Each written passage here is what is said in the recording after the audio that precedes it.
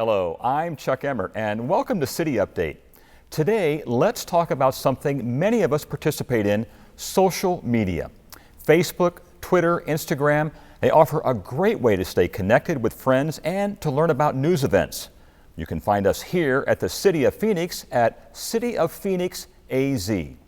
Now, joining us today is Phoenix's Chief Information Security Officer and former U.S. Navy Captain Randall Smith. Randall, welcome to the show. Well, good morning, thank you. Tell me a little bit about your Navy service, first of all. I spent 30 years in the U.S. Navy in the field of cryptology. And cryptology basically is a field of codes and communications, where we worked actually on information security for many years. This actually helped set up what I do today. Well, you sound like you're perfectly suited for this job right now. Social media, there's a lot of security issues with that. Let's get right to it. Tell me a little bit about what users can do to protect themselves when they're using social media. What's very, very important for users nowadays to really educate themselves on how to use social media securely. The best way of doing that is simply either Googling it, or what I always recommend people is go to YouTube. There are many very good videos, short on YouTube, that tells you how to secure Facebook or Twitter or Instagram.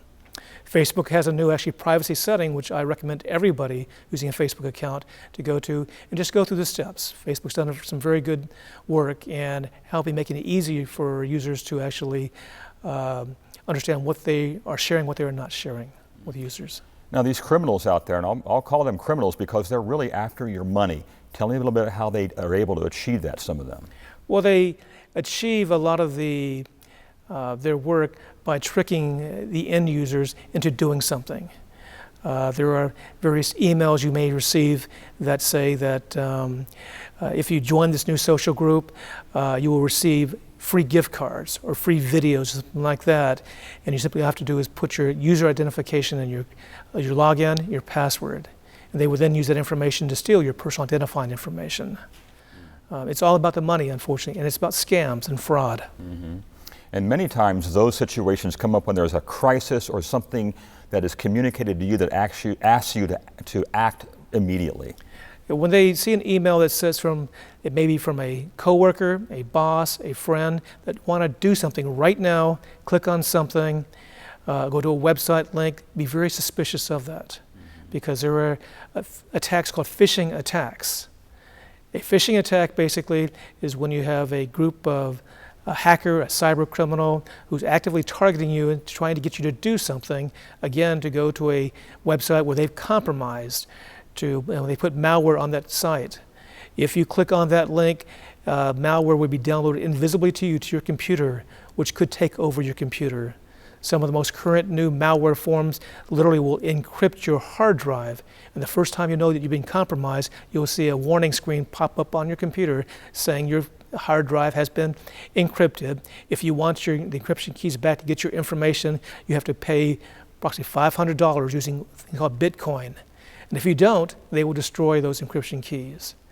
Now, there is basically software that by the security vendors, Symantec or McAfee, that will get rid of that virus which is on your computer, but it cannot restore your keys.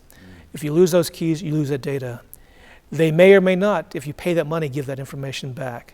It's called ransomware, we call that. It's unfortunately very effective. Many people have lost a lot of money and a lot of their data too.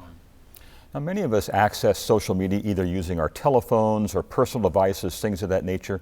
Can you recommend any additional security measures that may be effective when you're using a personal mobile device? When you're using a personal mobile device, you may have seen when you go to your bank, they're asking for more information. We call it two-factor authentication. It's more than just your password and name. They may ask for some additional information. Often you'll see something as, what is your mother's maiden name? What was your first car? Something like that, trying to authenticate that you are who you are when you go to that account. Again, more and more websites are trying to use that to protect you, to make sure that you are who you are and not someone who's gotten hold of your information and pretending they are you to steal information from you. Randall, final question. You're on the cusp of all these different things happening with social media and cybersecurity. Anything new that's happening right now our viewers should know about and watch out for? Again, the number one thing is be very careful what you're clicking on. For example, last year in 2014, there were over 80,000 security incidents 2,000 actually significant compromised data breaches. It's a serious time. If you go online anywhere, you'll see that whether it's JP Morgan, it's Home Depot, it's Dairy Queen have all been breached and attacked. So you have to be careful. Number one thing I recommend for everybody is in the area of passwords is create what we call a passphrase, not a password. A passphrase is something that's a long group of characters. People say, I can't remember an 8-character password. I remember a 15-character password. The passphrase is really simple to do. All you do is simply, everyone has a favorite song, a poem, take the first letter of those group of words, add a year, a date, make sure it's not your birth date or your anniversary. It would be available and find on the internet. And make that your passphrase, your base that never changes.